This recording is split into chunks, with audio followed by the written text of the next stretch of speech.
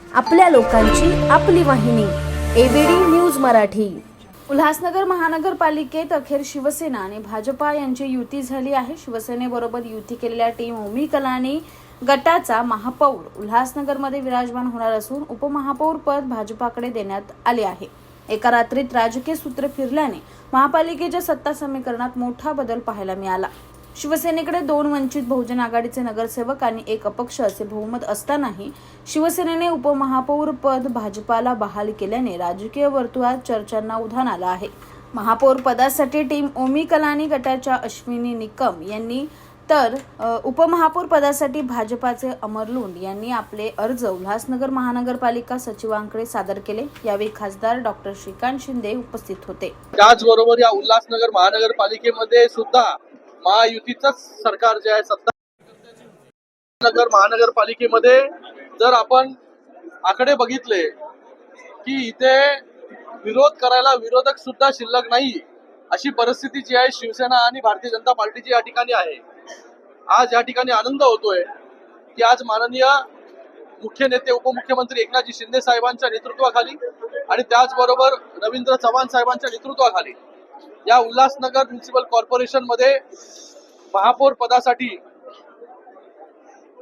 सौ निकम मॅडम आणि त्याचबरोबर उपमहापौर पदासाठी अमर लुंडजी हे दोन्ही जे आहे शिवसेना आणि भारतीय जनता पार्टी याचे उमेदवार जे आहे हे या ठिकाणी त्यांनी उमेदवारी अर्ज भरलेला आहे।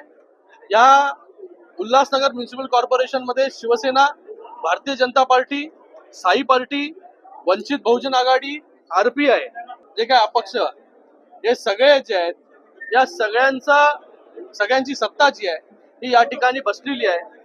विरोधक जे आहे या उल्हासनगर म्युनिसिपल कॉर्पोरेशन मध्ये जे आहे आता विरोध शिल्लक जे आहे ते राहिलेलं नाही।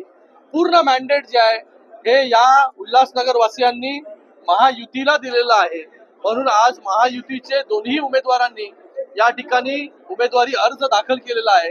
येणाऱ्या 3 तारखेला या उल्हासनगर म्युनिसिपल कॉर्पोरेशन मध्ये शिवसेनेचा महापौर बसेल आणि त्याचबरोबर भारतीय जनता पार्टीचा उपमहापौर या ठिकाणी बसेल आणि भविष्यामध्ये चांगलं काम या उल्हासनगर म्युनिसिपल कॉर्पोरेशन मध्ये ही दोन्ही मंडळी आणि त्याचबरोबर सगळे नगरसेवक जे आहे ते या ठिकाणी मिळून करतील।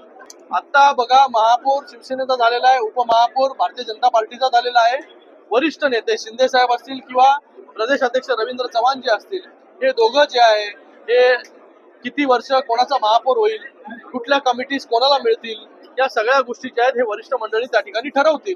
पण या ठिकाणी कोणाला किती वर्ष मिळेल त्यापेक्षा महायुती एकत्र मिळून काम करेल या शहराच्या डेव्हलपमेंटसाठी हे महत्त्वाचं आहे। आपल्या शहरातील ताज्या घडामोडी पाहण्यासाठी आपल्या एबीडी न्यूज मराठी चॅनलला सबस्क्राईब करा आणि लाईक शेअर करून पहा शहरातील ताज्या घडामोडी थेट मोबाईलवर।